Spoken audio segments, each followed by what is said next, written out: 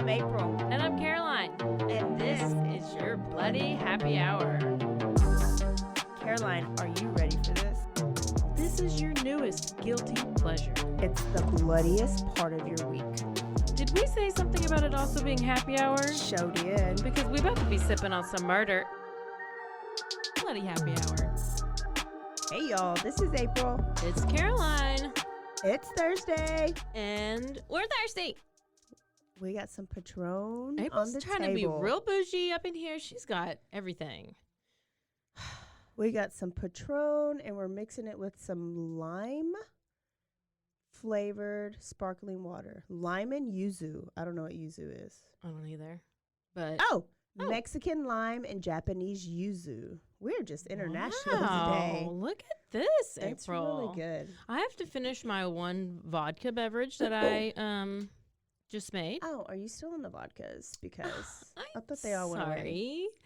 I'm sorry, April. What about your uncut gems? Tell us about your uncut gems. I just had to tell April about what's uncut gems. If you don't know about it, you got to look it up. Sorry, Julie Fox. Yeah, I'm not TikTok aware at all. It's okay. That's what I'm here for. So we got 2 great emails we have to read. We do. It makes our day when we get a good email, even when we get a bad email. I mean, it's still great. So if you're just bored and at your computer, you should send us an email. Read the one we got. Okay, this one says, what in the hell will I do now? I've binged every one of your podcasts. Now I have to wait until next Thursday. I love y'all's sense of humor. Y'all are like peanut butter and jelly. You both crack me up. Keep sipping, so I will at least have plans on Thursday nights. Yes. All right. And we got another one. It says, so I've looked up other podcasts and tried to listen, but to be honest, they literally made me want to shoot myself. It's dry. Nobody's drinking Trulies.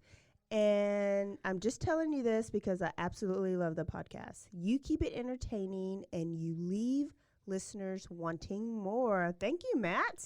Oh, and this was from Amanda. Mine that I read. There we go. So we love those. We do. We do. If you haven't put an official review in on Apple Podcasts, go copy and paste your email and put it on that review. Oh, It's also, I just have to tell you that I think I've mentioned her before, Casey. It got edited out, doesn't but yes. No. Oh, Casey, yeah, okay. She's been, I've mentioned her with Cheryl or whatever a couple times. So she never had listened to any episodes. She listened to her first episode like last week or something. And then she listened today she listened to Ed Kemper, and she's a psychologist, and she wanted you to know that it's actually less than 1% of the population has an IQ of 145. What did I say, 10%? No, you said 1, and I was like, it was like the same thing. But I probably said barely 1. Well, so you were, she was basically saying that it's just very, very like uncommon. It's unheard of. And it was also really weird that they would do a IQ test for somebody in that situation. Yeah. Where they normally wouldn't or something. Maybe that was something they did back in the day or something. She just said it wasn't like appropriate to do that. Well, they did it to Jeffrey Dahmer too. And he had a 145. I figured that out. What? Yes. And I believe Ted Bundy did. They all had 145. No, like Ted Bundy's was high. I don't know if he had a 145, I think. Are you ready to tell us a story? I am so ready. Who's your killer for today? This is, how do we want to name it? How do we want to say it? It's BTK. If you've ever heard of him. Also known as? Dennis Rader. Oh, my goodness. The biggest loser / dorkiest, like weirdest, bumbling guy you've ever heard of. Yeah. And it was, you want to think he was like scary, but I think it's scary because he's so normal looking and fit into the crowd so well. Yeah. He was real basic. Real basic. He wasn't 6'9" like Kemper. No. And he wasn't good looking like Ted Bundy. Bundy, yeah. So this guy, okay, so we're going to have there's going to be some trigger warnings. There's going to be some descriptive situations here because there are children involved in the very beginning. Oh, uh-huh. So just get ready for that. There's not a lot of it, so if you need to fast forward, don't fast forward yet. But I'm going to start off with a little letter that he wrote. Read it. Okay, so it starts off with, I find the newspaper. Okay, this is how he writes. It's like he's trying to sound, he's trying to not sound smart here because the words are a little funky. Like I think he purposefully wrote it this way. Okay. You know what I'm saying? I find the newspaper not writing about the poem on vain, unamusing. That's one of his victims. A little paragraph would have been enough. I know it not the media fault. The police chief, he keep things quiet and doesn't let the public know they're a psycho running around loose, strangling mostly women.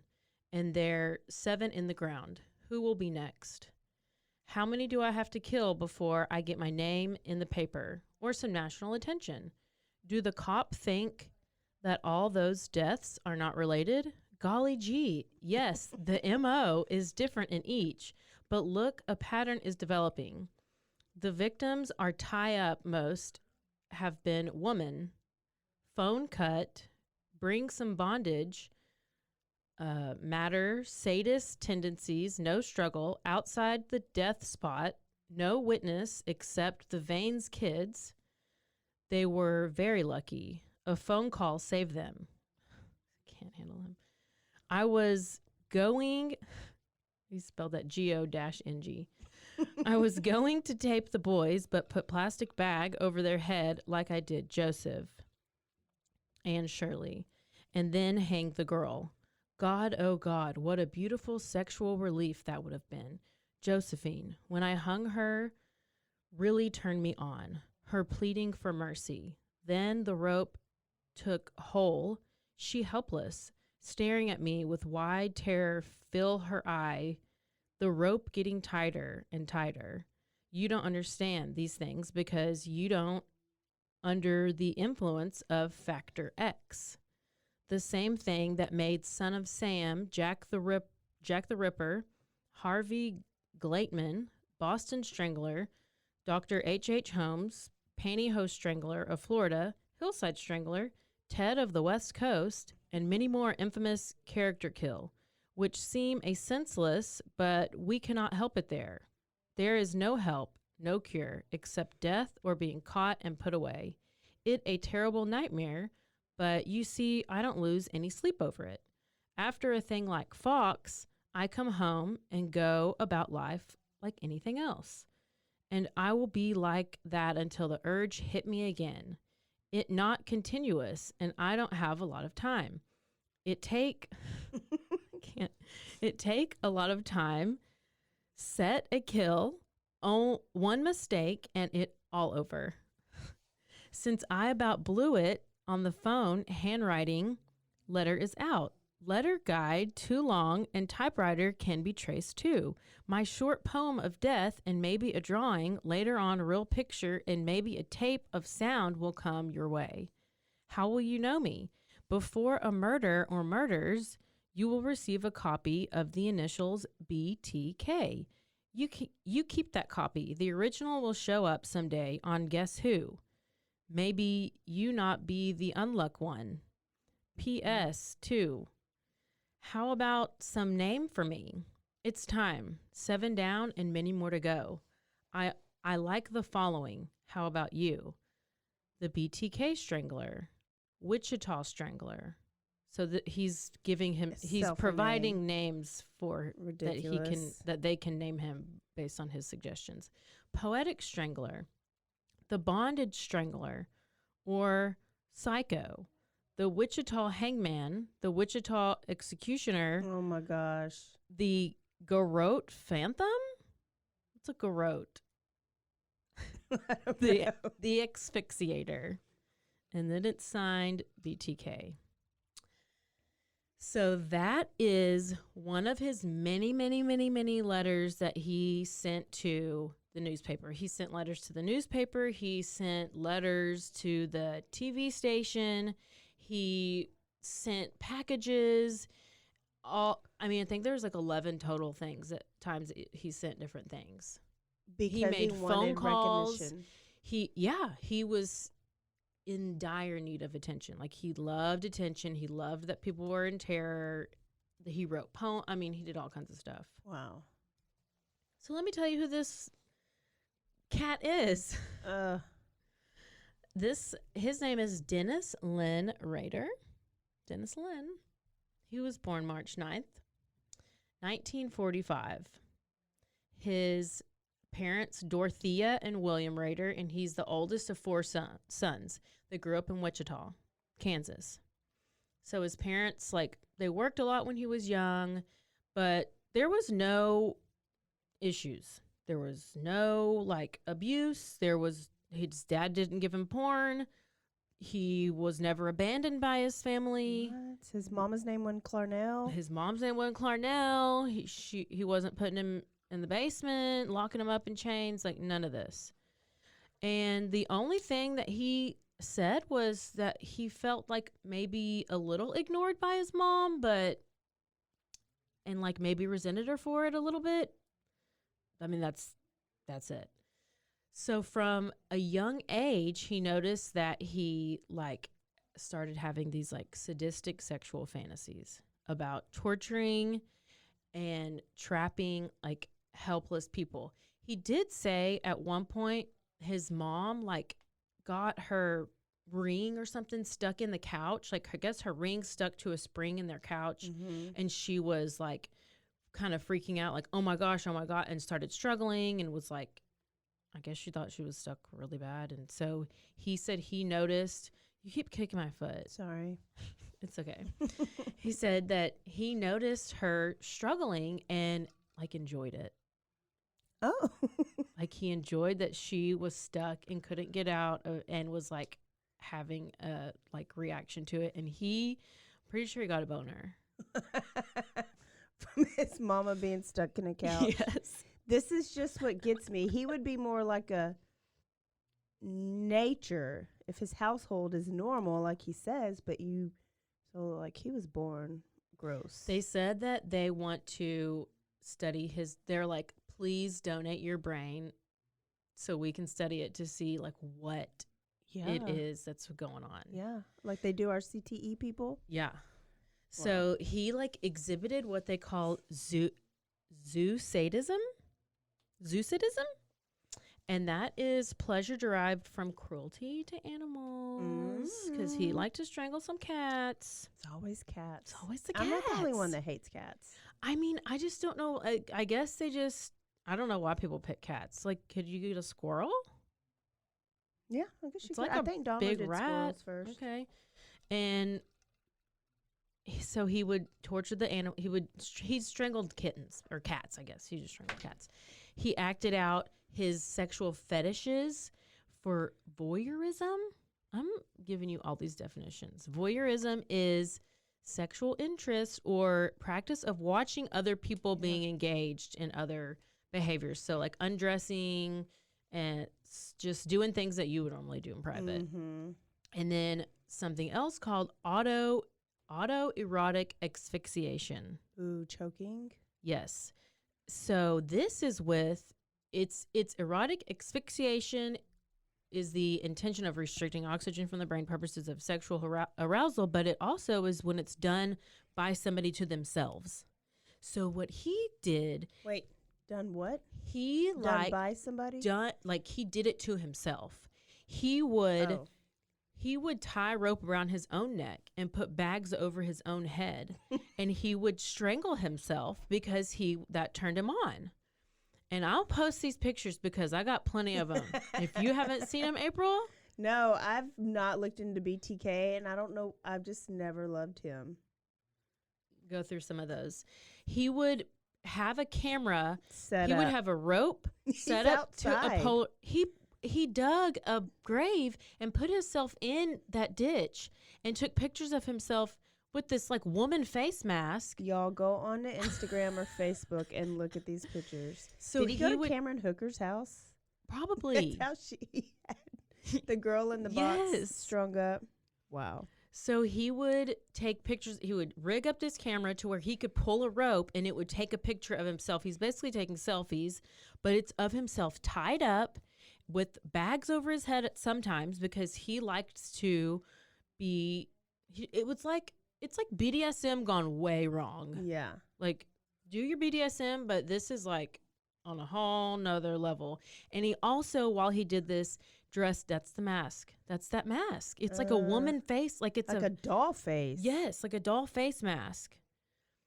And he would dress up in women's clothing while he did this. Like he liked his mom's lingerie. He loved women's clothing. So this is also part of the autoerotic asphyxiation. He would do cross-dressing along with it. He would spy on his neighbors, and he would like steal underwear, and he would like masturbate to all of this. Wait, is he still little doing this, or are you just kind of telling us in general? This is in general. Okay. So he went to Kansas. He went to University of Kansas. He dropped out after a year. He went to the Air Force for a little bit, and then he moved back to Park City. Okay. So, I mean, there's nothing that happened, though, like in his like childhood. Wow. I mean, besides he, I guess, randomly strangled cats. Did he wet the bed? It didn't say. So he moved to Park City. He ended up getting married to this lady named Paula. In 1971, they had 2 kids. He went to, he ended up getting like a graduate's degree. He worked at like the IGA. He worked at the meat market, and then he ended up working for ADT. And I'll tell you this as like when he starts, because he has all these different jobs throughout, his life. He likes to be the one who's in control. So whenever he loses a job, he starts to feel like, okay, I don't have control. I don't have a job. Like I'm not able to provide. And he goes through these like cooling off periods and these periods where he's killing and then he's cooling off and like, and then he kind of he starts working for ADT and he starts working as like, I'll tell you in a little bit because I can't think of what it's called, but where he's able to like take charge of people or like have control over certain things. Okay. So he became a compliance officer. That's what I was going to say. So he thought he was like a big bad dude because he was a compliance officer for the city. IGA? Oh, I was like, for the grocery store? These are all the jobs he has. He was a member of the Christ Lutheran Church, and he was elected to be their city council. He was also a Club Scout leader, and these are all the things that he's doing. Okay. So at this time, he is married, and they have no kids. So that was just kind of like summing it all up. So let's go to when everything starts. It's 1974. Okay. So this is on January 15th, 1974. He does these things whenever he finds somebody who he wants to kill. He has a routine where he goes and he prowls, and then he trolls, and then he stalks, and then he plans. So he is real organized. So he had his eye on this lady. Her name Julie Otero. So he had his eye on her, and he was like watching her for, several weeks. He also noticed that she had a daughter. Okay. So he was like, okay, starts following them a little bit every now and then and figures like, okay, that's going to be my first target. So there's 4 members of this family. They are the dad, Joseph Otero, he's 38. the mom, Julie Otero, she's 33. Then there's Joseph Jr., a little boy who's 9. And then there's Josephine, who's 11. And she's the daughter. So there's 4 people in this family. So Joseph, the little boy, he's at home. And he goes and he lets the dog out. Well, he opens the back door, let the dog out, and he sees this man just standing there. And that's whenever this man just like pushes his way into the house. Oh, wow. And so he goes. probably watched them and knew that Yes. they let that dog out every day at a certain time. Yeah. Wow. And so, well, actually, no, this is because he's an idiot. He was only planning on the mom and daughter being at the house. So he was not aware that dad and son would be there because he thought that maybe the dad was going to take the son to school already because they actually have 3 other kids. Okay. So those 3 kids were already at school. Okay. So this is early in the morning. 8:30 a.m. Okay. He has no shame doing everything during the day. Oh. 8:30 in the morning. They let the dog out. He goes over, pushes his way into the house. He has a gun.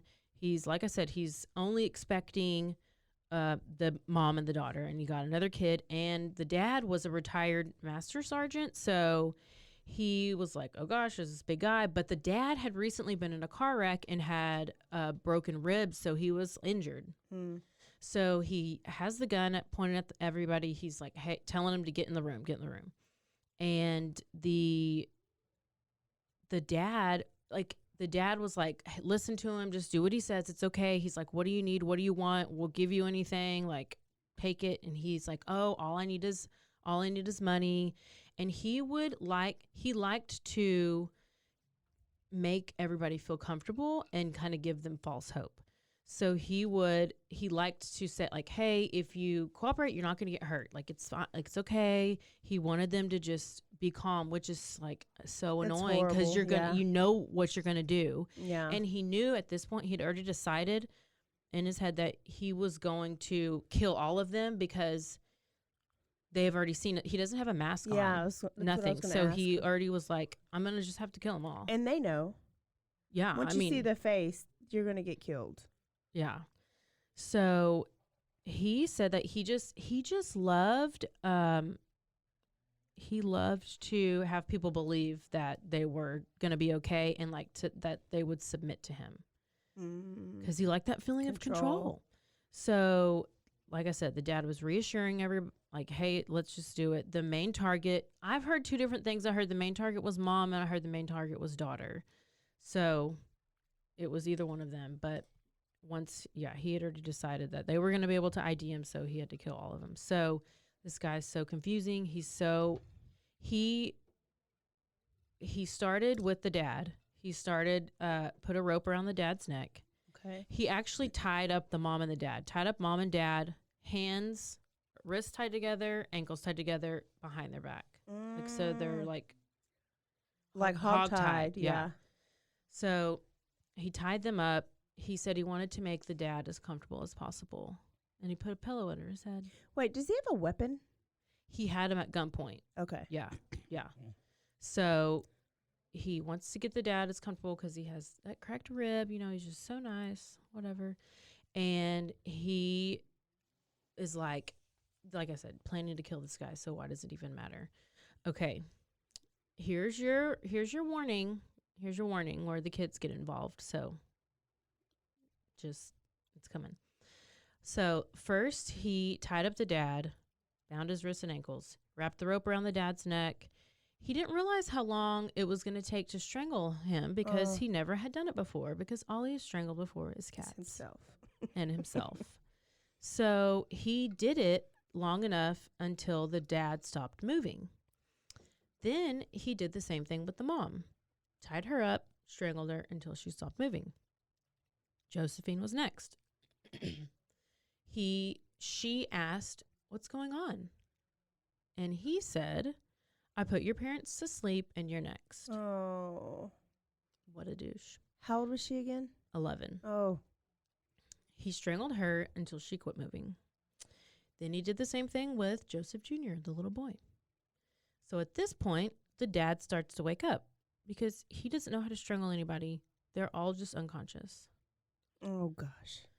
So Dad starts waking up, so he puts a plastic bag over Dad's head. And he also decided to do the same thing with Joseph Jr., the little boy.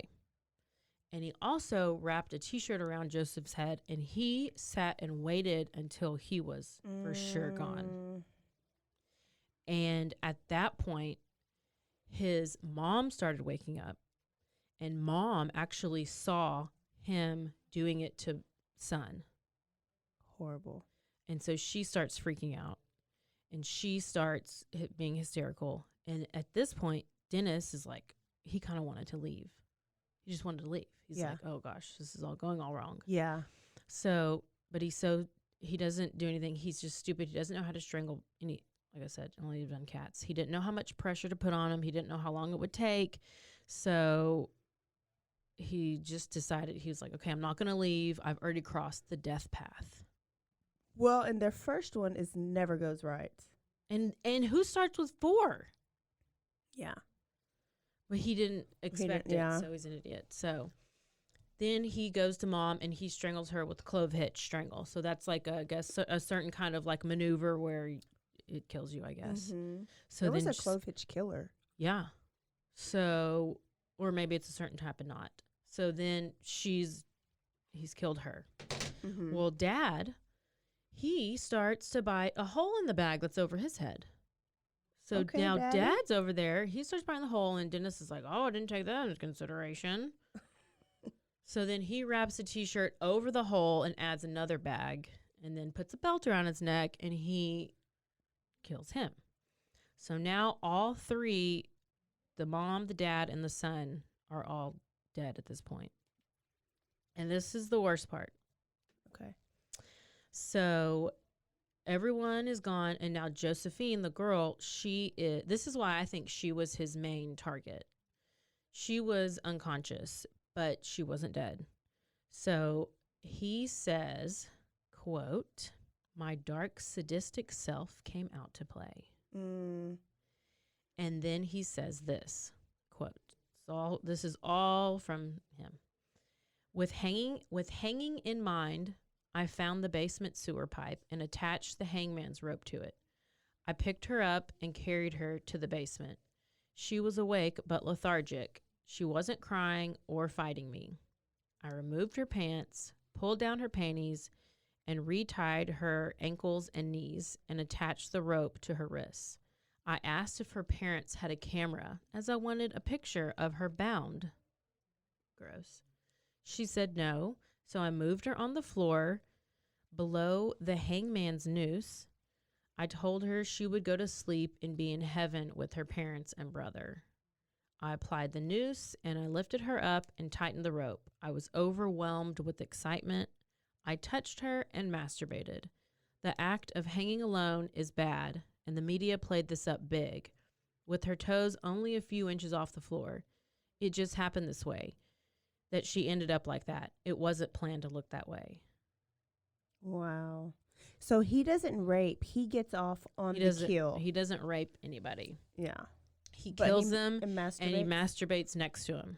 Okay. Or on them, or like there's and usually just the semen. actual kill usually gratifies them. Yeah. Yes. He loves to be in control and to watch people just struggle. I don't know what that is. I don't know. So he cleaned up the house. He took Mr. Otero's watch, and he took a radio. I don't know. Trophies. But why his? To sum it up, the dad was found laying face down on the floor at the foot of his bed. The mom was found on the bed, and they had both been gagged at this point, and she was laying on the bed. The son was also bound, and he was face down on the floor in the front of his bed, the foot of his bed, and then Josephine was in the basement, hung. Oh man! Barely so yeah, hung. that had to have been his target. So okay, there's no more kids anymore. Good. There's kids that are. He says something. Why he says why he doesn't do. He didn't. Oh no, because he got off on the girl. Yeah, this is why he makes no sense. Because he he targets like a variety of people, and he kills people in a variety of ways, and he doesn't make sense. I think that's why one of the reasons why he was so seemingly scary, because he wasn't like scary looking or like, but just like, cause it didn't make sense. That's why I guess it was so freaky. When you can't really warn, like Bundy, you knew he was going after brunettes. Yeah. Right? Yeah. Dahmer's going after gay men. Yeah. Kemper's going after co-eds. Yeah. So their bodies were discovered by the family's 3 older children. Okay. Charlie, Danny, and Carmen, who had been at school during the time of the killings. So the Charlie had found the bodies and found the mom and the dad, and then went outside and got the neighbors and called the cops. He didn't see the brother. He didn't see his siblings. And he said if he would have seen his siblings, it would have just been like even worse. Oh, yeah. But like awful. So police didn't know the motive, and they soon found out that the Otero family car was parked in a supermarket close by, and there were some witnesses who drove the car. So what he did is he left the house, and he got into their car and drove their car to a supermarket, and then got out of the car and left. Why? I don't know. I don't know. He did that a couple of times. So there were witnesses, and all they said was that they saw it was a white male in his 30s. So police are thinking, okay, maybe this is a sex offender, and we'll check our list and we'll see if there's somebody who somehow we can make an arrest, because they knew that they had found semen at the scene, and they knew that like that car was connected to whoever it was, so they thought maybe he was some kind of sex offender. So actually, and then 9 months later, it's whenever the newspaper got their first letter, and it was from somebody who had claimed to murder the Otero family, because the police had no leads. Of course. And so the letter, I'm pretty sure that's the letter that I read at the beginning. Okay. Wanted them to know that he was the killer, and that they arrested the wrong people, because they actually had gone and arrested a couple other people thinking that it was a group of 3, and he wanted to clear that up and make sure they knew it wasn't those people that y'all arrested. It was me, and let me tell you why, and let me give you a lot of details about why it was me. He said a last name in that letter. But he said like Baines or something like that. No. Oh, that was describing another victim coming up. Okay. Because there was like 11 letters. Vian. It's Vian. So maybe Vian. It's Vian. Okay. I gotta say the first name to know the last name. Okay. Shirley. Yeah. I feel like I know all these names. So the letter that this one is, it might not be the letter that I read in the beginning. Okay. So he wanted them to know that he was the killer. Like I said, they arrested the wrong person. He told the newspaper that he wrote a letter and he placed it in the public library. And that it was in a book. It was like tucked into this engineering book. So this is where his games are starting. He's like, hey, I got the letter for you. Go find the letter. It's in the library in this engineering book. And this is where he described what happened to the Oteros. This is how they knew that they had arrested these wrong people. Okay. So it described the scene in detail, and like he would have been the only one to know. Like the cops would have been the only one to know these certain details. And he wanted to make sure that they knew that he acted alone. He had no help. He added that it was the monster within him that could not be stopped. So remember when I said something about, did I talk about Factor X? Yeah. Well, so he, like I said, gave him his own name, BTK.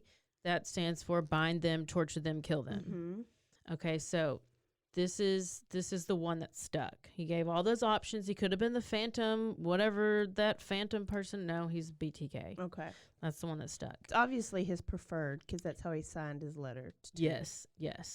And he just wanted to be an elite serial killer. And he's not. He actually should not even be on This Week. No, he's famous, but he's not Bundy and Dahmer. No. He's just famous because he was able to like evade, I guess, them for so long. And he stopped for so long. And he's kind of recent, right? Yeah. I feel like this was, when did he got caught? 2005. Yeah. So he just he loved the Son of Sam. He loved Jack the Ripper, and he wanted to emulate them. And he would he wanted to like copy some of the things they did. I mean, there's nothing original about him. Yeah. He just was like, I want to be like this one. I want to be like this one. And he just did all these weird things and he didn't even know what the hell he was doing. He was like a dork. He didn't know. He was a loser. I'm sure. He wasn't original. No. Because I think it was like the Zodiac that wrote a bunch of letters to the police. Yes. Yeah. Yep. So we have the next one, April 4th, 1974. So January, now it's April.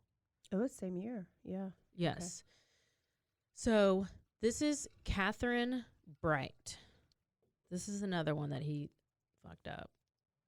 So she was a student at Wichita State University, and Rader had been trolling her for a while. And she and her brother Kevin were on their way home to Catherine's house. Mm-hmm. And that's when they found Rader inside the house. But he was only he was waiting inside the house. Oh, how did he get in? He just gets in. He knows the alarm codes. Because he wasn't working at ADT yet, but it's because, I don't know if I think people just didn't lock, like that's still back probably when we didn't lock our doors and stuff, I guess. Because it didn't say like he broke in or whatever. It just says he was just in there waiting. Yeah. And but he was not expecting the brother to be there. He was expecting it just to be her. Oh. So she was walking home. It's her and her brother. Her brother comes over to the house, and it's two people. So he's not very organized. No, so he's in there waiting, and he's like, okay, well, now I have to shoot the brother. So there was a fight. Like the brother started coming at him, and then he just shot him in the face. Wow. Shot brother in the face. So brother's shot in the face, laying on the ground, and then he took Catherine into the bedroom, tied her up. He was initially going to strangle her, but she was putting up so much of a fight that he just started stabbing her in the abdomen and like stabbed her like 3 times over and over. And at this same time, Kevin was not dead. Brother was shot in the face. Wow. Not dead. Gets up, runs out of the house to find help because, I mean, what do? You don't want to go in there and try to save your sister. You were just shot in the face. Yeah. So runs to find help, and then I guess by this time he had to leave because he killed the sister, and now the brother's gone. Yeah. And so he had to leave. So he didn't get to anything. He didn't get anything out of it. What a loser. So the police come. Catherine was still alive, but she died in the hospital hours later. And since Kevin survived, you would think he was able to give a good description, but he didn't give much of one because he was shot in the face. So he basically said the same thing that the people who saw him coming out of the car of the Oteros, that he was a white male, 30s. But he said he had dark hair and a mustache. And they did do a composite sketch, and it looks like a cartoon. I mean, it's real bad. Was he bald then? I wonder. The picture shows him with like a beanie on. Oh. So it could have been cold, I guess. Well, I don't know if it's cold in April there. At this point, police have no idea if these crime scenes are related. The Oteros and Bright, because there's nothing why would they be? Yeah. There's nothing. Yeah.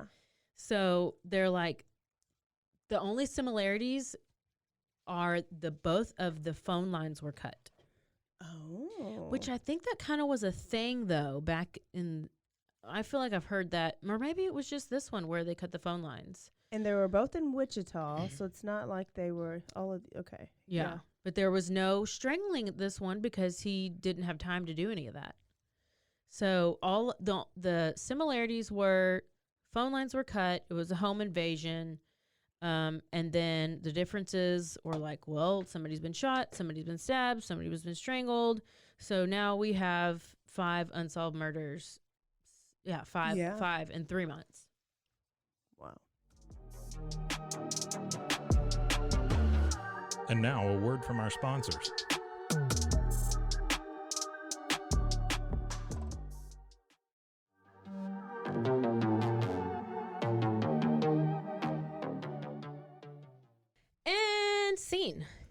meantime, Dennis Rader is living a seemingly normal life. April, how do you feel about this? I know. I agree. Then, guess what? 1975, he has a son. What? And so, you know what this means? His fantasy life is put on the back burner. CSB #1 dad, right? Wow. This is the same time when he starts working for ADT Securities, which means he gets to enter people's homes. He sees the layout of the homes. He's learning the security systems, and he's installing them. And more importantly, he's getting a sense of power and fulfillment of being this like security guy and being in charge and having control. And you know the damn alarm systems. And most people have a code, like a distress code or a password. And I'm thinking that people were wanting to put in alarm systems right now because of freaking him. I bet he was busy making the money. That's a little genius. I'm going to give him 3 points for that. Okay. Because when we got our alarm system, I was sus of he was a cute little college kid, like right out of college. But I was like, do you know that this is the MO of one of serial killers? Yeah. And he was like, I have no idea. But like, it makes you sure second guess it. Yeah. Can you can't even trust your damn security alarm guy. No. You can't trust anyone. Yeah, you can't. Except for Alfred, because he does a great job mowing the lawn, and I will trust him. Why, you gave him your security code? Well, no, but sometimes when I'm not home and I have the dog door and the dogs go out, and sometimes I'm like, Alfred, can you just like close, like go through the dog door and like close the real door? And he's like, no, ma'am, I don't know, ma'am. And I'm like, Alfred, I trust you to do it. No, and he's like, you're not about to have me on the news. After he gets a pair of your panties. I was wondering where they went. Knew it was Alfred. I did feed him beer a couple times, so. Oh, he'll love that. Yeah, he was thirsty. So for 3 years, April 1944 to 1977, BTK goes silent. BTK goes silent. So the Wichita, they're hoping, they're like, the terror's over, like he's done, like whatever happened. Maybe he died. Maybe he died. Maybe he's in exactly. So this is what they would term as a cooling off period. Yeah. And this is when they just return to their normal life. But, you know, those urges, April, they get real strong. So do you think, or does it say, is he just like, ooh, I don't want to kill, so let me try to stop? Like being on the wagon? And then he falls off? Like Dennis Nielsen didn't want to kill. So he tried, but he ultimately just couldn't resist. It just doesn't seem like he cared. Okay. I didn't get that either. It just seemed like he was like distracted. Maybe he wasn't able to do as much of the planning and trolling and stuff because now he has this kid. And so he didn't maybe want his, I don't know, because like your wife would surely know about what you're up to, and maybe he didn't have enough spare time, and he was getting this like sense of control through working for this ADT system. And so, but if it's 3 years, not like the kid's 3, you still have a little kid. Yeah. Because this is when he starts back. A little kid got bad. Yeah, the 3 teens or So Shirley Vianne Relford, March 17th, Happy St. Patrick's Day, 1977. Mother of 3, kids under 8. They're outside playing. They're approached by a man who showed them a picture and asked, hey, have you seen my wife? And the kids are like, no, I haven't seen it. And he was like, well, is your mom home? Maybe your mom's seen my wife. And they're like, yeah, mom's home. So the kids took him over to the house. And when mom came to the door, which was Shirley, Dennis forced his way into the house. He took control of her and tied her up. At this point, the kids start crying. So he puts them in the bathroom, throws some toys in there and like blankets, and ties the door shut. Then he goes and he murders Shirley in the other room. But what actually happened is the kids also were able to see out of the door. And so they watched. There was one boy that watched. What was happening? And saw the whole thing and saw his mom being murdered. Oh, but then I also heard, and like I said, some other stuff that I watched and listened to, that the kids were able to escape out of the window. Like, I don't know if that really, but either way, the kids were not harmed because he just wanted to, you know. Was this his last? Does he have any more victims with kids in the house after this? There's one with a 2-year-old kid in the house. Okay. Like a baby. So Shirley was found laying face down on her bed with semen left near her head. What? So he just masturbates right there. Yeah. The kids confirmed it was a white male. Oh, great. So that's fun. 9 months later, Nancy Fox, December 8th, 1977. She's 26. So we're just rolling all over the place with these ages and everything. Yeah, he's all over. This is why he's so dumb. He has no type.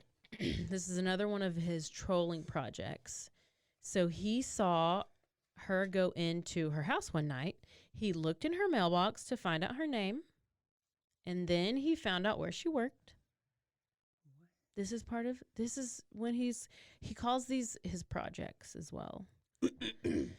So he said that the more he knows about a person, the more comfortable he feels.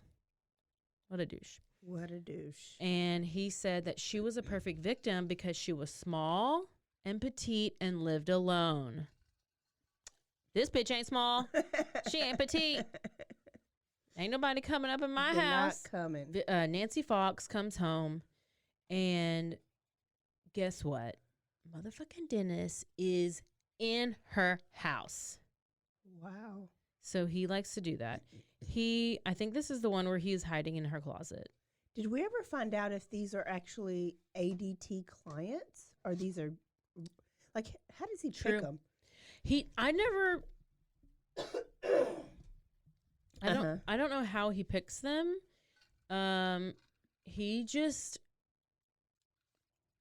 He's an idiot. He doesn't make any sense. Yeah. It doesn't make any sense. Hard. So he bound her. He killed her. She's not violated, which means she's not raped, but semen is found in like a negligee or whatever left next to her head or whatever. Wow. I mean, come on. The following day, the police department get a call from somebody. So he goes and he uses a payphone to call the police. What a loser. He says, "You will find a homicide at 843 South Pershing Street, Nancy Fox." So he's taunting the police. They trace the call to the payphone. And of course, there were some witnesses. And once again, it was a white male. I'm sick of these white males. So now all these murders, so far, there's no rape involved, but semen is left at like every scene. But when are they going to bring in the BAU? What's that? The Behavior Analysis Unit. Does the FBI intervene at all? I don't know what you're talking about. Words. The FBI doesn't ever come in and try to say, "Oh, we got a serial killer." No, because they didn't know these were all connected because they're all so different, I guess. So, like, and also there's semen left at all these scenes, but they didn't have DNA back then, and there was no fingerprints. They had no other evidence, and they couldn't connect them. Wow. So at this point, we have 7 deaths, no leads. February 10th, 1978, a letter was sent to the Wichita Eagle newspaper from BTK. This is actually the letter I was talking about at the beginning. Okay. I knew I told myself which one it was because there's so many. So this one is where he took credit for all 7 murders. He gave all the details about victims and crimes. The only thing he mentions, or let me tell you, one thing that he mentions is being under the influence of factor X. So that is what he calls this dark side of him that controls him, that he's unable to stop. It's this demon inside of him that entered him, he says, at some point when he was a kid. His dark passenger. That's what Dexter called it. Oh my gosh. He compares himself to several infamous killers. Like I said, Son of Sam, Jack the Ripper, Boston Stranglers, Ted of the West. He studies them. He models himself after them. And one of the lines of the letter he wrote, like I said, how many more times do I have to kill before I get any recognition or some national attention? Well, and then he's like, come on, get some fat on your head, cops. Fat. Is that what it's called? Get some fat on your head? I don't know, but apparently the police force were referred to themselves as like the hot dog court. I don't know. The hot dogs? Maybe they were. Mean, if they're referring to themselves as the hot dog carts, I see why they have not put it together that they have a serial killer. A hot dog clan? Loose. Why would they name the hot dog clan task force? Look it up. Come on, Wichita. The hot dog. Look and see if Wichita BTK hot dog clan task force. Figure it out. I'm dying if they did, because that's what I read at some point. The police they finally decided to alert the community. So this whole time they weren't. Thank you for that. They weren't alerting the community? What? Because they're a hot dog clan. So they were like, hey, everybody, attention, attention. Wichita, we got a serial killer. That's exactly how they did it. And Hot dog squad. oh my gosh, is it so true? Was I right? It says during the BTK murders, the Kansas City police formed a task force called the Hot Dog Squad. And this guy was like, I'm not joking, called the Hot Dog Squad. Dude, can you believe I was actually right? I knew I didn't dream that. Why would they put that as their name? What does it mean? What did you Google to find it? I just did hot dogs Squad BTK. Hot dog police BTK. Victorion. Okay, so the hot dog squad is on it. Like they are like, hey, we're gonna alert the community. We're gonna be like, hey, there's a serial killer, and we're gonna ask them for help on the investigation. We need to let them know and be aware of what's going on. Hot dog squad unite. I just can't even. So okay, where were we? What year was that? 1977. And now we're going to 1978. So this is 6 months, or June 1978, 6 months after Nancy Fox's murder. He has a daughter. Dennis Rader has a daughter, Carrie. Wow. And then he went silent. Guess how many years? Guess between 1 and 15, how many years? 15. 8. Wow. While raising his family. The police, this is when they thought maybe he's in jail, maybe he's died, maybe he just, I don't know. But in the meantime, he's still dressing up as a woman and like doing autoerotic type stuff. Probably. When they leave, I think. Seemed like I watched the movie. Because he's been keeping little like trophies. And they can live off of that. They go and they find like later on they'll find like all this, like he's taken thousands of photographs. He's cut out things from magazines. Wow. He has all kinds of like just all these things. So I'm sure Does he have a basement that his wife's not allowed to go into? Probably, just like Sweet Pea does. Yeah, he has a place that is at one of his like places where he works, where he has his stuff in a drawer. Oh. And then keeps it close. Yeah, and then like at his house, he has a box and all this weird shit. Like he's great. So they were like, okay, maybe. Oh my gosh, April, you are so right. He was able to sustain himself through his erotic fantasy and asphyxiation fetish. I thought you typed that. How did you? I did, but I didn't read that one next sentence. So. Yeah, that's how he does. That's how he does it. Oh my gosh, I knew what I was going to say. But, okay, 1985, he is done with his 8 years, and he's thirsty. And he's not thirsty for Patron. He's not thirsty for vodka. He's thirsty for blood. And this is your girl, Maureen Hedge. April. Oh. Tell us what you know about Maureen Hedge. Well, The next victim, 53-year-old, recently widowed, mother of 4 and grandmother, living only 6 houses down from Rader. okay. So, like I've told y'all before, when I travel, She's obsessed. I look for. So, like, say we're in the car, I ask Sweet Pea, what are the couple towns? What are the next couple towns we're going to go through? So he'll tell me. So everyone, I'll Google famous murders or serial killers or whatever in these towns because I make them detour. Well, we had stopped at a QT in Wichita, Kansas, going to wherever, Salina, Kansas, because my brother-in-law was at Kansas Wesleyan, right? So we stopped to pee, to get coffee. So I Googled killers from Wichita, Kansas. Oh. Now, I was never a BTK fan, so I had no idea. I usually would know something like that, right? And I'd have had it quick planned. Because this was recent. I'm on the toilet Googling it, and I'm like, what the hell? So then I was like, BTK?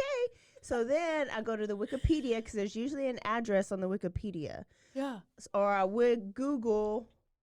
And it has that whole chart. Yes. Yeah. So not only does BTK live on Independence Street, a victim does. Green Hedge. So then I have to put from where I am to this address, why is it the next street over from the QT? And I was like, well, I guess it's not that big a town. To be. So all we had to do is pull out of the QT, take a right, and that was the street. So we went to BTK's house first. Oh my gosh, and you just wait till you hear what happened. It's not there. The house isn't there? They Her demolished, house? no, his. His house isn't there.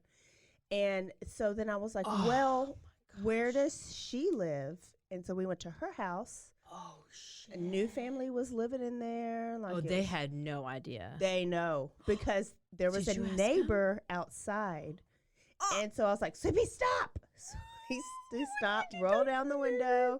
And of course I tell him. And he was like, oh, yeah, we get this all the time. What did you say? He knew BTK killer, Dennis Rader. He said he had gotten into it with him. Because he tried to be like, he's so chadouche. And controlling. So he got on to this guy about the type of flowers. And yes, mulch because that he had this is whenever he was a compliance or whatever. And he would he could tell people how high their grass could be, that their dogs need to be on a leash. That's coming up. Okay. Well, this is one of the guys. So I get out and I take a picture with him. I was like, can I take a picture? And I put it on Facebook, and then Sweet Pea made me take it down because he says, what if you get sued? What if this guy, he didn't give you your Sweet Pea, come on, Sweet Pea. Hell. So I met BTK's neighbor, saw where his house, and there's just an empty lot right there. Like, you can tell there's this big old gap. And the neighbors knew that they were living in a house where somebody died, and they just still live there? Yeah. Mm-hmm. It's probably got a good rent price. And it's just a basic neighborhood. Like, they weren't. Yeah. I'll have to find it in my pictures one day. No, I think it is very basic. So listen, Dennis knew Maureen, knew her, but they weren't close. It's just knew that was their neighbor. And so that's how he started following her or whatever. So Catherine Ramsland, she's the one who wrote the book. She's a forensic psychologist. She's the author of Confessions of a Serial Killer, The Untold Story of Dennis Rader, the BTK Killer. That's the title of the book. Okay. Rader told her that all of a sudden one day he had a fantasy about what his hands would look like around her neck. And once he did that, she became his next project. Wow. So there was literally no rhyme or reason. He just was like, oh, that's so weird. He knew the layout of her house because it matched his house. He broke into her house, waited in her closet until she went to bed. That's when he revealed himself to her and strangled her. Then, just wait. He drove her body to the Lutheran church. Why? Where he was a member and he was president of the church council. Of course he was. He tied her up, took pictures of her in different positions, different forms of bondage, and then he hid her in a ditch. So he had already dug these ditches. And this ditch is where he would take some pictures of himself. So he's himself laid in this ditch. Okay, so I'm going to take it back for the police. I see why they haven't really figured it out. Because So now he's all like, over the place. He's all over the place. Because now he's taking people away and leaving, like, who, I don't know. It's just, he does not make any sense. So he hides her in this ditch. She was found there several days later. The police had no suspects because they were like, well, they didn't think it was BTK because it wasn't his MO. Like, it's not even close. Because they were like, he's also an episode of Snapped I watched. Oh my gosh. Did he bind her? He strangled her. He strangled her to kill her. Then that's when he took her away, took her to the church, and he tied her up while she's dead. Okay. And took all these pictures of her. So he's like, So does he hog tie everybody? Is everybody tied in the same way? I think, no. He has no pattern. It says he took pictures of her in several different forms of bondage. Oh, gosh. Yeah. So. Weirdo. I don't understand how that does. I don't understand it. So that's fine. They're like, we thought his MO was cut the phone line, go into the house, strangle the victim, leave the body at the home. Nope. Not this time. And like, he even said that his daughter, she was scared because she's pretty young at this point, and she was like 8. Yes. So she's like talking to the dad, and she's talking to Dennis, and she's like, oh, like, I'm scared because of the murder that happened next door, because literally next door, and that it was a home invasion. But dad was like, oh, like, reassured her that she was safe and he would protect her. You know, he was such a genuine guy. Wow. Talk about living a double life. I mean, she was safe. He would have come, like, you have to, like, majorly compartmentalize and, like, separate everything. Yeah. Because it didn't affect him in any way. Yeah. Just hit the thing. So a year later, September 1986, Vicki Wedgerly. She's 28. Wow. I mean, mother of 2. She was a pianist. She had to knock at the door one evening. It was a man claiming to be an AT&T technician. He was saying AT&T. Wow. He was saying there was a problem with the phone lines, so she let him in.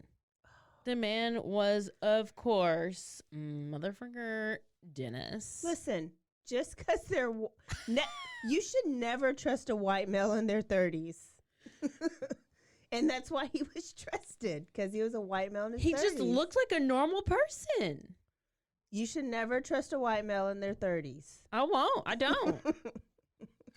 So Vicki put up a fight. She was able to scratch him, leaving evidence under her fingernails.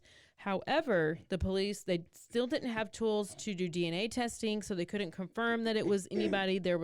At this scene, there was no semen left. She died from strangulation. Her 2-year-old son was at home in the other room at the time of the killing. Wow. So I'm sure he was like asleep. So lucky for him. That was 1986. So 1986. Wait, no semen? Wow. Yep. 1986 through 1991. So for 5 years, he goes with no murders. He's busy with his job. He's family. He's becoming heavily involved in the church. He's loving being able to fool people because it gives him this sense of control. And then in 1991, Dennis lost his job. I don't even know which job he has at this point. He is low self-esteem because now his wife Paula is having to be the breadwinner. Oh. So, you know what? He does again. He turns to his fantasy life to reestablish control. Do you know? Okay. Which meant murder. So he couldn't keep a job. Kemper couldn't keep a job. Bundy couldn't keep a job. Dirty Chad can't keep a job. And he common. lives with his mom. Yes. He's about to Kemper. become the next serial killer. As long as he don't, he'll probably come for us first. How many episodes do you think he's listened to? Do you think he falls asleep to us at night? Are we his ASMR? Oh, Maybe goodness. he masturbates to us? Ew. So he's taken another 5-year break. It's 1991, January 1991. And good old Dolores Davis, 62. I don't understand. This guy. He went from 28-year-old to 62-year-old. Her body was found in a ditch with a woman mask over her face. And I say woman mask, it's like the porcelain doll looking white mask with like the open eyeball slits that are so freaking scary. You will see the picture. I will post probably 18 of them on Instagram and everywhere else. At this point, no one has heard from BTK since 1978 when he admitted to Nancy Fox. So there's no reason why he would still be killing. He's not communicating. Like, they don't know. They're like, he's disappeared for so long. Like, even though Dolores was strangled, she was found outside in a ditch with a mask on. Like, no one's thinking this is BTK. He's never had somebody with a mask on. So now they have 3 unsolved murders. Maureen Hedge, Vicky Wedgerly, and Dolores Davis. And it stayed this way for several years. Those are all the unsolved ones. Wait. The other ones are solved?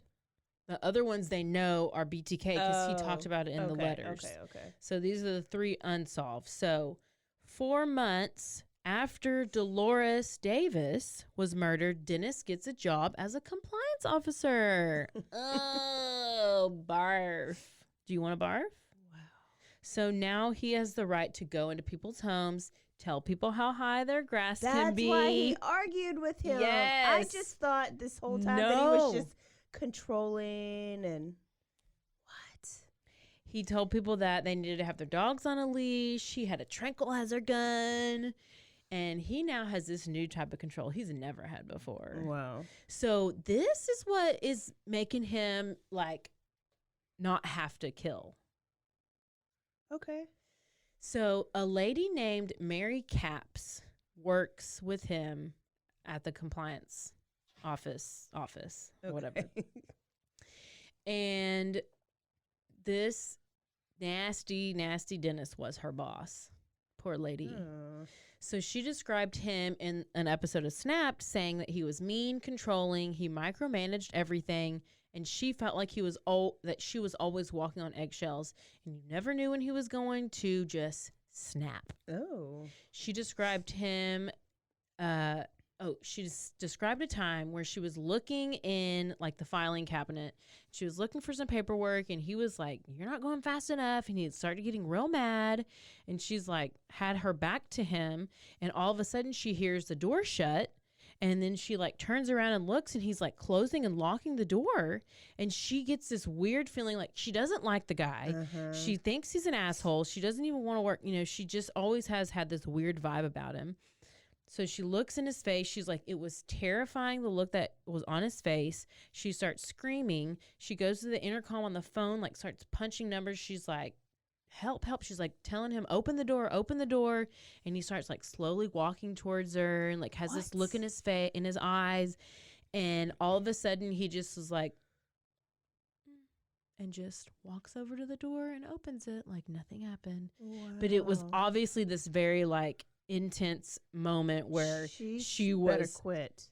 She complained about him the next day. She filed multiple complaints against him. She just was like, there's something off. Something's going, like, he's not normal. Like, and they probably didn't listen to her. No, of course they didn't listen to her. Because guess why? Because he was a woman. church leader. He was a Boy Scout, Cub Scout leader. Gosh. He was a loving husband and a father. And everyone thought he was a good guy, even though his neighbors obviously knew he was a douche. Devils can be in the church too. I need people to quit thinking that just because they go to church. 100%. 100%. They go to the church just to do dirty. Yes. That's crazy. And it's yes. To Dennis, domination and control is pleasurable.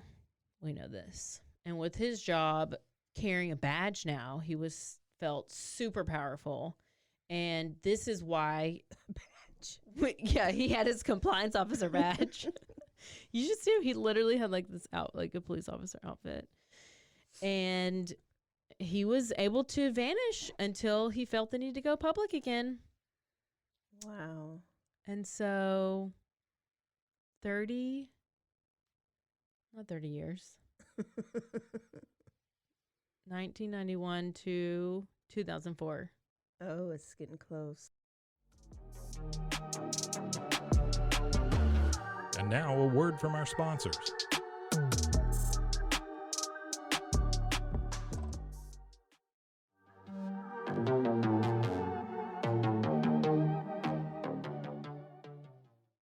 Okay, January 2004. It's the 30th anniversary of the Otero murders. And it's been... It's the what anniversary? The 30th. Oh, damn. The 30th anniversary of the Otero murders. And it's been 13 years since BTK last murdered. Wow. So... A reporter from the Wichita Eagle newspaper wrote a story about the Otero murders because it was, an anniversary. Anniversary. It was unsolved. I mean, they knew who it was, but they didn't know who it was. So Yeah. BTK, or I don't ever know what to call him, Dennis, whatever, loser, sees the paper and he feels the hype. He feels it. It starts to refuel his ego. Around the same time, his son had just moved out of the house because he's joining the Navy. The daughter got married, and now he's empty nest. And guess what? It's time to play. Oh, my goodness. So he starts communicating with the police. How old is he? He probably can't even get it up anymore. Oh, I'm sure he can if he gets a rope and some bags and some masks and some woman's clothing. He's going to be able to do it. A few months go by, and the Wichita Eagle gets a letter from BTK claiming that he was behind the murder of Vicki Wedgerly. That's one of the unsolved ones. Okay. So also he attached some photos of her body in various positions, and the police knew the photos were taken by the killer because they did not take these photos, and that it would had to be him, Yeah. And then somebody at the crime scene. Yeah. And it also included was a picture of her driver's license, which was missing from the crime scene. So everyone's shocked. They're like, why would he reemerge after all these years of getting away with so many killings? Yeah. And so, it's because of his ego. Yeah. He's this huge ego. He loves the spotlight. He enjoys knowing that he's wreaking havoc on people and the community, and he's messing with law enforcement, and this reemergence is giving him so much attention. Like, he's living his best life, loving it. He's reliving all these killings. So he's the lead story on TV for over the next year and a half. And it's this whole new generation of people. So it's they're just learning about him. So now everybody's so scared. They're just oh my gosh, he cut phone lines, he strangled people. They knew this guy was getting away with murder, and they're all scared to death. So that was January. And now we go to December 13th, 2004. Cake TV, Kake, okay, got a call from a viewer saying that they found something in the park and they think it's related to the BTK case. So a reporter goes out there and finds a box with a Barbie doll who had a noose around its neck, and the noose was attached to a pipe. So Barbie doll with the little stringer on its neck attached to this tiny little piece of a white PVC pipe, resembling Josephine Otero. What? Yes. How? What do you mean resembling it? How her body was laid? It was basically it was resembling her because she was hanging from the pipe in the basement. So he's okay. like, yeah. I'll put a picture of that too. Wow. So, yeah, the doll was there in the box along with the ID of Nancy Fox. So he's able to taunt and mock and have all this like sense of domination over law enforcement. And so somebody finds this box in a park. yes. Is this where he used to dig a ditch and I don't know. He put these. himself in there? He did this a lot. Like he would hide his things, trophies. Yeah. So after after his reappearance, police were like, they're like, we are getting this guy. We're getting this guy. Technology has advanced. And guess what? They have bodily fluids that they have kept. Yes. That were left behind from the crime scenes.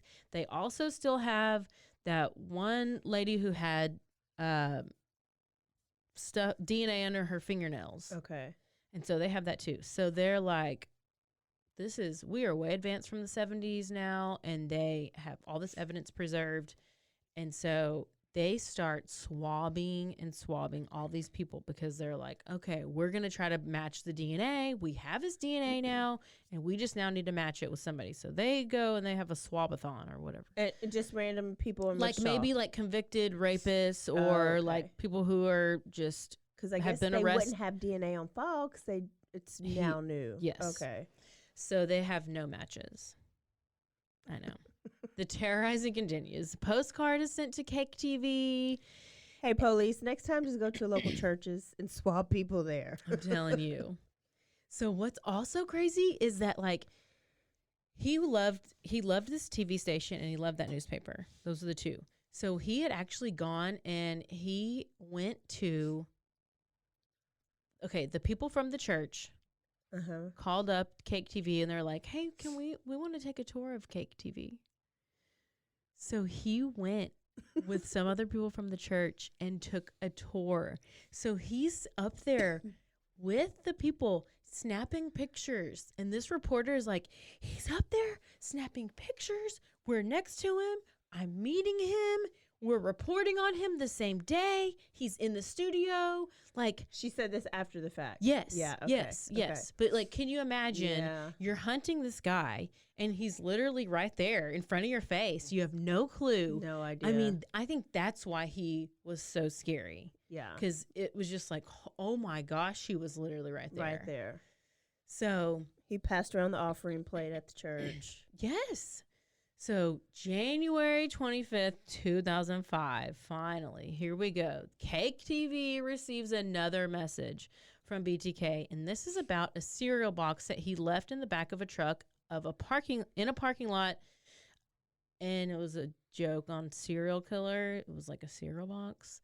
So, yeah, he's like, okay. Ridiculous. Surveillance cameras, like, from the parking lot, were able to track that it was a Jeep Cherokee. So they saw this Jeep Cherokee and they saw this person like put something in the back of this truck. Okay.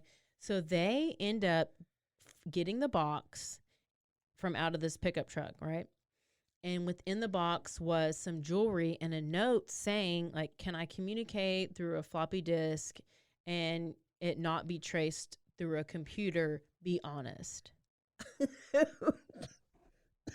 So at this point he thinks that like he's like really best friends with the police, and he said, hey, like give a response in the newspaper, in this certain section of the newspaper, and say, Rex, it will be okay.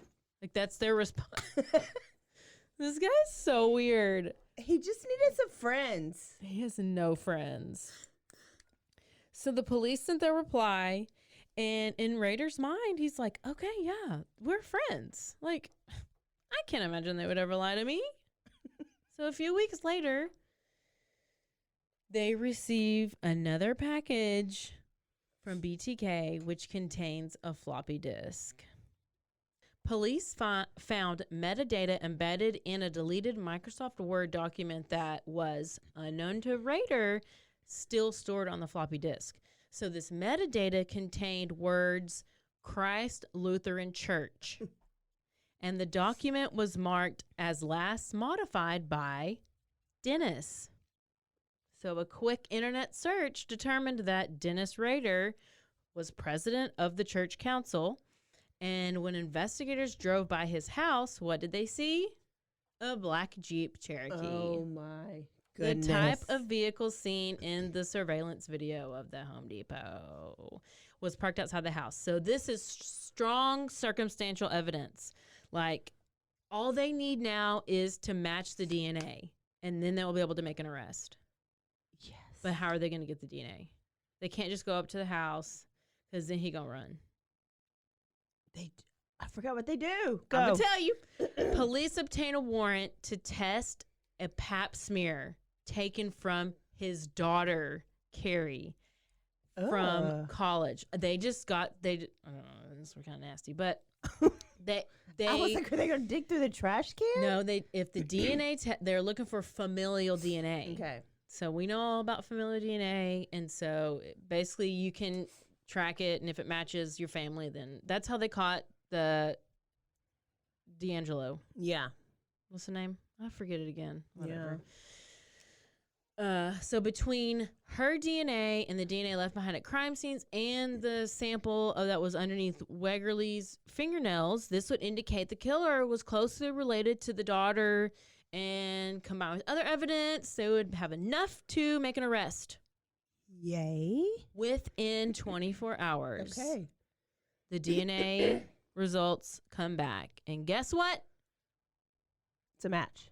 It's a match. He to daddy. He to pappy. Hey, the daddy. It's a match. You are the father. The DNA is matched with the BTK DNA. So by connecting the dots, it's a slam dunk. They have the ability to arrest him. And they knew his car. They knew where he worked. They knew he would go to the church. And they tracked him down and pulled his ass over and arrested him right there. Yay. Wait. What happened? Was there a Home Depot? Where was he at? That's where he left one of his cereal. It was the truck in a Home Depot parking lot, and that's where he left the box. Okay. And that's where they saw the cameras and saw. Okay. Yeah. Okay. So, after his arrest, he admitted to the murders of Maureen Hedge and Denise Davis, which were the other two left unsolved. And so now they have the 10 murders. All of them.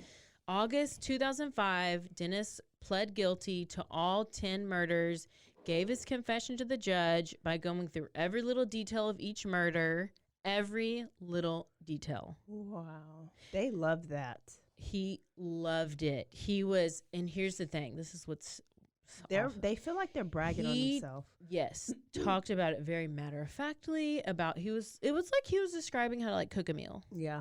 Just like he had no emotion towards the family, to the survivors, to the victims, no remorse, and he just seemed pretty proud of what he did. He's like, yeah, I just did it. I just did that. Yeah, I mean, I had to strangle them, and then, it didn't really work very well, so I had to go and strangle him and do this and put the bag over his head, and he tried to bite a hold of the bag, and I can't.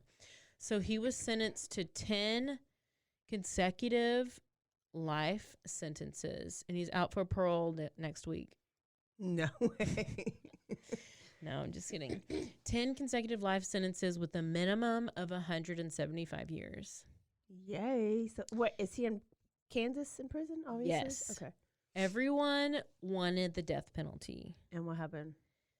But he confessed. The years when he committed all the crimes, Kansas did not have the death penalty. What? So it's not Well, enforceable. it's okay.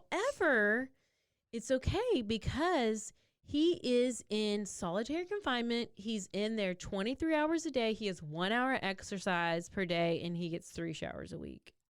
Ooh. So he got sweaty balls. He is rank. And maybe he got TV time or something for being good. I don't know. So later he was diagnosed as being narcissistic, antisocial, 100%. obsessive compulsive disorder. It was his grandiose sense of self. And he always believed he was special, and so he was entitled to have this special treatment. He had this need for attention, blah, blah, blah, blah, blah. Duh. They still don't know what caused him Yes. to be the monster he became, because he wasn't abused, didn't come from a bad family. And this is when they were like, we really hope that he donates his brain to science, because we could have another BTK in the future and we don't know how to figure it out. Don't even know. Let me read this one quote also from this. This guy is Peter Vronsky. He's the author of like some other serial killer books. And he says that he did some studies of psychopaths using MRIs have detected the frontal lobe atrophy similar to NFL player injuries. So when they look at brain reactions, various points light up in ways that are opposite of somebody who has with like PTSD or whatever. Like there's a highly stimulated response from the brain, where psychopaths, it's the opposite. So it's understimulated, under-responsive. So we all learn essentially by doing. Like, you put your hand on a hot stove, you learn not to do it again. Mm-hmm. But psychopaths don't learn. They can give a psychopath electric shock. They can tell him, like, hey, you're about to get an electric shock, and do a countdown, but they won't react because they know the electric shock is coming and they don't worry about it. That's why so many psychopaths get so bored so quickly, because they need excitement. Oh. And he says they take these enormous risks because they have no anxiety, driving around a corpse in the back of the truck, like in the back of their car. Not like, even nervous. the rest of us would be freaking out, but they don't. Wow. And that's kind of, he related that to BTK. And there is actually one last thing that... So when they say frontal lobe atrophy, that's shrinking, right? Like muscle atrophy is like your muscles shrinking. Hypertrophy is like it's growing. And so like, how does it shrink? I don't know. Typically, it's if you're like concussed, but like multiple times. I don't know. Or season. Maybe he just wanted to be famous. There was this one other. This is the final note. He intended to kill this one girl in 1979 named Anna Williams, 63.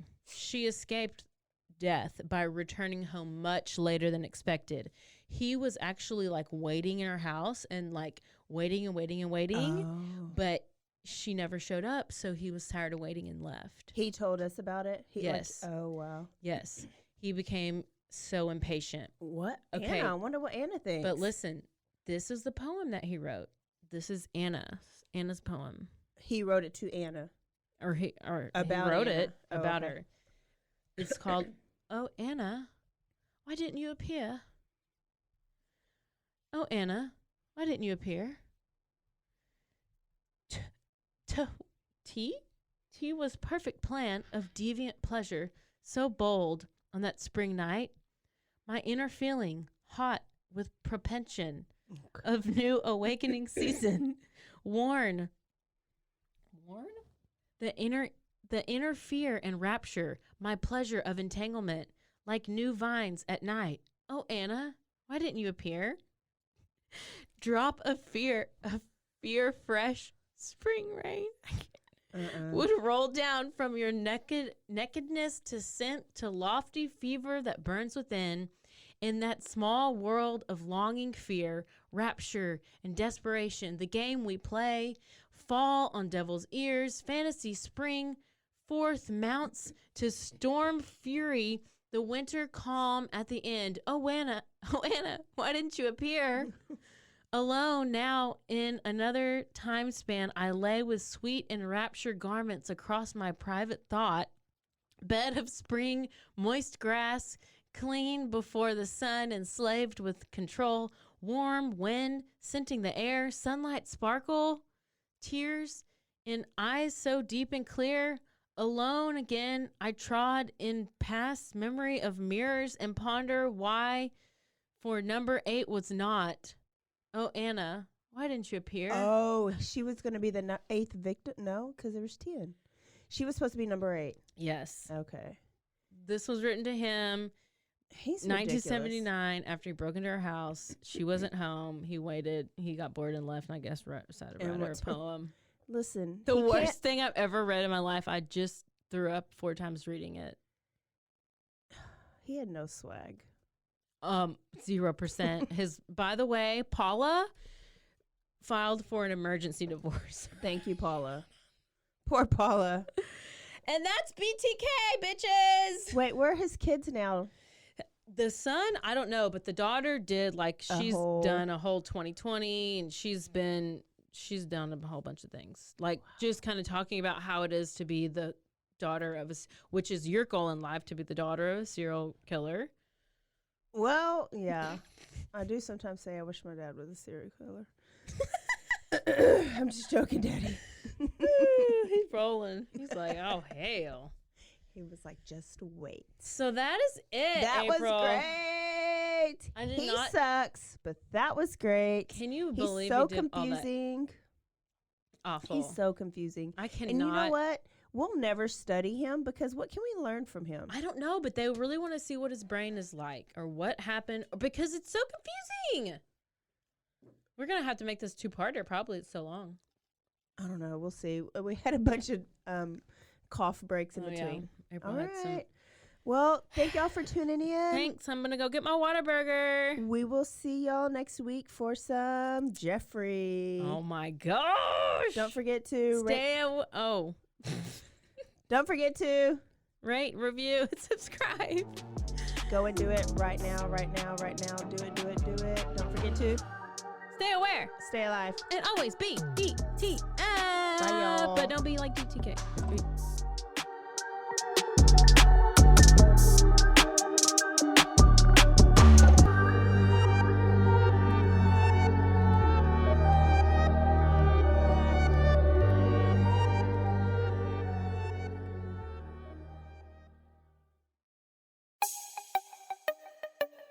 This has been a Rogue Media podcast.